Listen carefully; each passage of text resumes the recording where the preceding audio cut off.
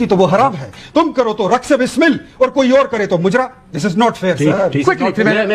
General Jilani کون تھا؟ General Zia الحق کون تھا؟ کس کے گود میں آپ پلے؟ جنرل باجوہ کو ایکسٹینشن کس نے دی؟ اسی جنرل باجوہ کو آپ گالی دے رہے تھے گجرانوانے میں، اسی کو آپ نے ایکسٹینشن دی. کیوں دی آپ نے؟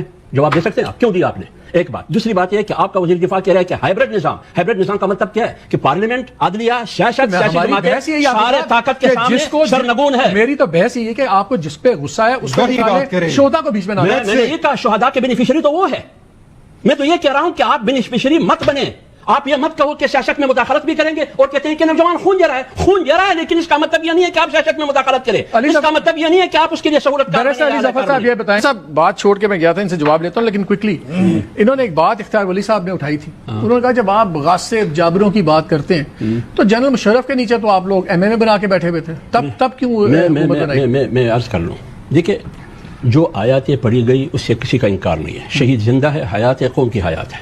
لیکن یہ بھی ایک آیات ہے کہ جب امانت اہل کے پاس دیا جائے تو وہ حکمرانی کا حق رکھتا ہے، لیکن آپ نے اس کو حکمرانی کا حق نہیں دیا. ایک بات. دوسری بات یہ جو جبر کے ذریعے مسلط ہو ملک پر اور قوم پر، اس کو ہٹانا یہ ظلم نہیں ہے، یہ انصاف کا تقاضا ہے. اور جب وہ حاکم ہو پھر عادل اس کی ذمہ داری ہے. اس ملک میں نہ عادل ہے نہ اپنے ووٹ سے آیا ہے.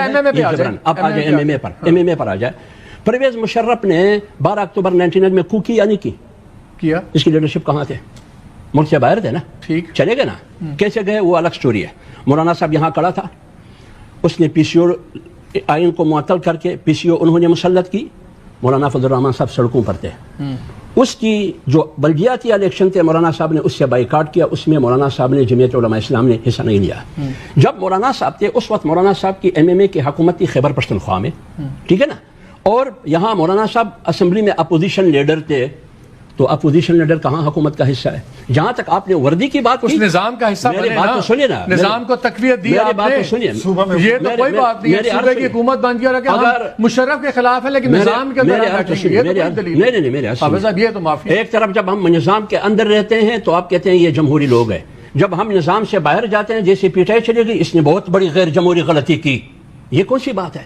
جب وہ پی ٹی آئی صوبوں کی حکومتیں 2025 میں کہتے ہیں کہ لعنت بھیجتے ہیں اس نظام پہ اور جوتے کی نوٹ پہ رکھتے ہیں جعلی پارلیمان کو، آج تک کیوں بیٹھے ہوئے اس میں؟ میں یہی کہہ رہا ہوں، ہم پارلیمنٹ میں یہ کہتے ہیں کہ یہ 47 فارم کی پارلیمنٹ ہے.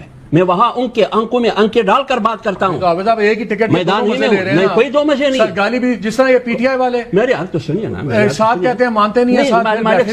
میرے حال سنیے. ہم پارلیمنٹ کے اندر بھی حکومت کی وہ اپوزیشن کا جو حق ہے جو عوام نے مینڈیٹ دیا ہے اس کے علاوہ کوئی ایک چیز ہمیں بتا دے جو ہمیں